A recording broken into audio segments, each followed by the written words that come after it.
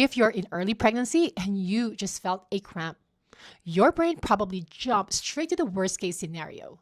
I want to tell you something first.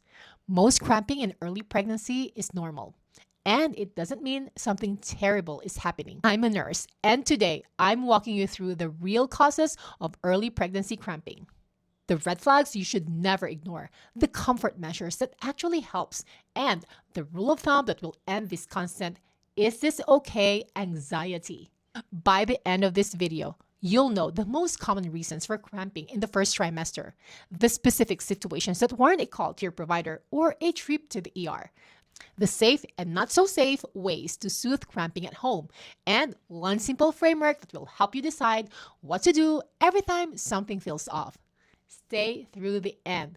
I'm sharing the most reassuring statistics in early pregnancy, and it's one most moms never hear. Quick intro if you're new. I'm Cherry, a master's prepared and certified maternal and newborn nurse with over 25 years of clinical experience. I help first-time moms feel prepared, not panic, with clear, no-fluff guidance from someone who actually works in healthcare.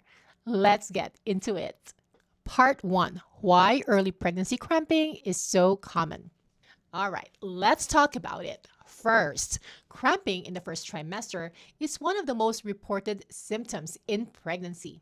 The majority of healthy pregnancies include some amount of cramping, especially in the first 12 weeks. It is usually not a sign that something is wrong. Here's why your body is cramping. First, your uterus is growing. In the first trimester, your uterus is undergoing massive cell growth and stretching to make room for the pregnancy. That stretching produces dull, pulling, period-like discomfort, usually low in the pelvis, often on both sides, and often intermittent or off and on. This is the most common reason for early pregnancy cramps. Second, implantation. Some women feel mild cramping when the embryo implants into the uterine lining, which usually happens around 6 to 10 days after ovulation, often right when you'd expect your period. It is mild. It is brief. It often comes with a small amount of pink or brown spotting. If you're past 5 or 6 weeks, implantation is no longer the explanation. That window has closed. Third, progesterone and your digestive system. Pregnancy hormones, especially progesterone, slow down your digestive tract. That causes constipation, gas, and bloating, which can absolutely feel like cramping.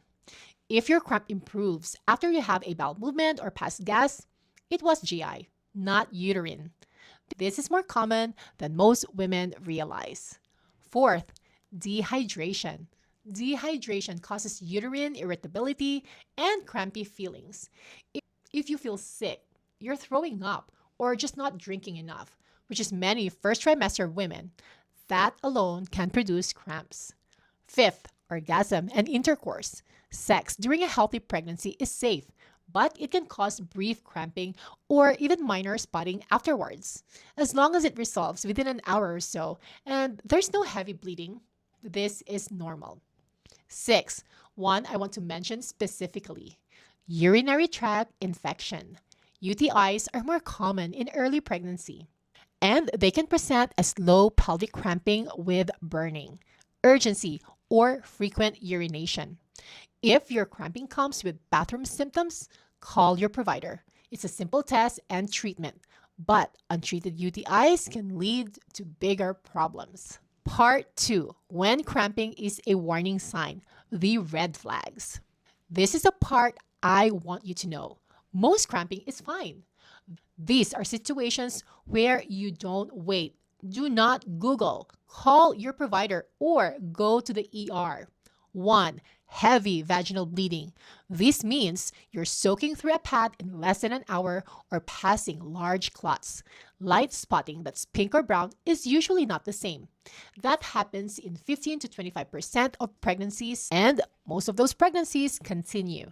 But heavy, bright red bleeding with cramping needs to be evaluated. 2. Severe one-sided pain. Severe pain that is sharp, localized, or is just in one side and not relieved by rest, or you're taking Tylenol and it's still not working, can be a sign of an ectopic pregnancy, where the embryo implants outside the uterus, most often in the fallopian tube. Ectopic pregnancies typically present between 6 and 12 weeks. They are a true emergency. 3, and this is one most pregnant women have never been told to watch for: shoulder tip pain. Pain at the very top of your shoulder, often with one-sided pelvic pain, can be a sign that an ectopic pregnancy has ruptured and is causing internal bleeding that irritates the nerves around your diaphragm. If you feel one-sided pelvic pain with shoulder pain, go to the ER. Do not drive yourself though. Have someone take you or call 911. 4. Dizziness, lightheadedness, or fainting, especially combined with cramping. This can also be a sign of an ectopic rupture or significant bleeding. Go in. 5. Fever over 100.4 degrees Fahrenheit with cramping. This can signal an infection, a UTI that has spread to the kidneys, or less commonly, a more serious pelvic infection. Call your provider. 6. Pain that is constant, severe, and not coming and going.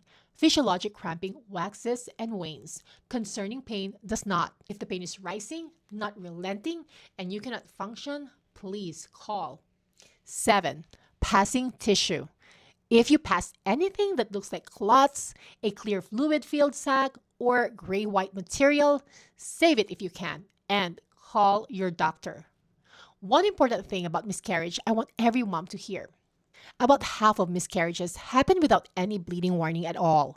They're often diagnosed at an ultrasound, so please do not interpret an absence of symptoms as a sign that everything is wrong.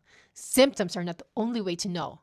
Trust your appointment, trust your provider, and don't go looking for problems that aren't there. Part 3. What actually helps physiologic cramping?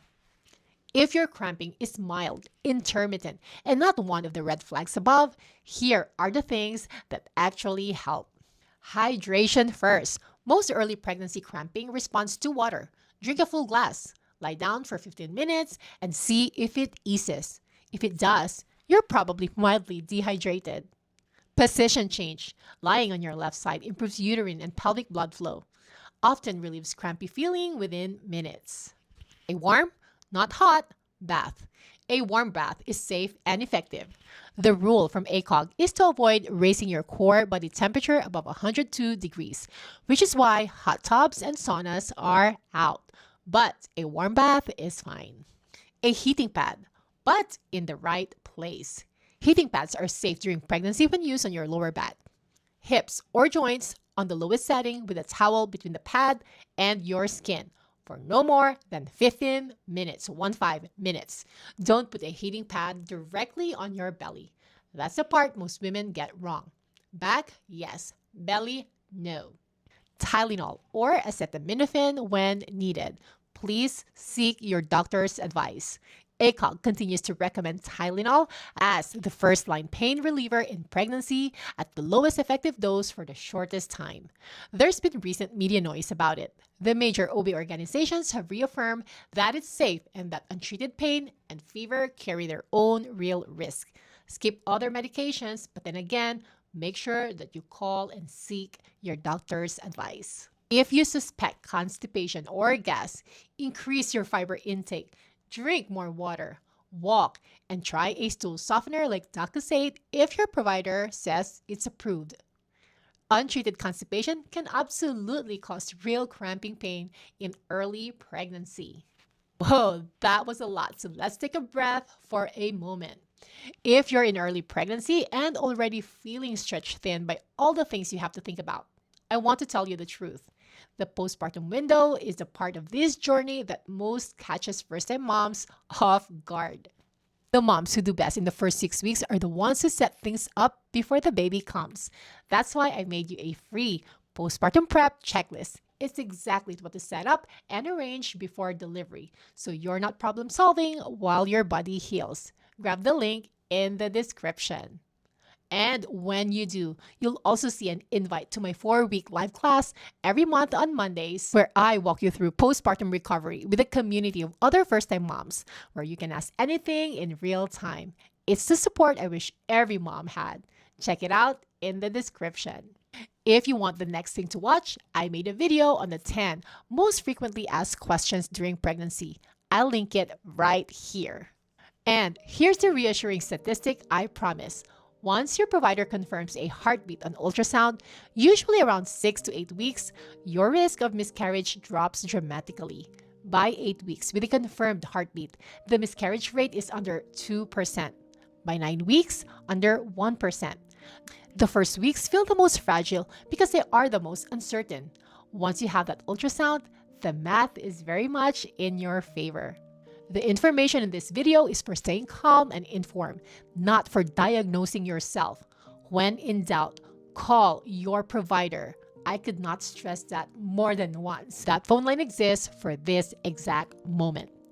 Save this video, send it to a friend in early pregnancy, and subscribe so you won't miss new videos I post every week. I'm Cherry, and I will see you in the next one.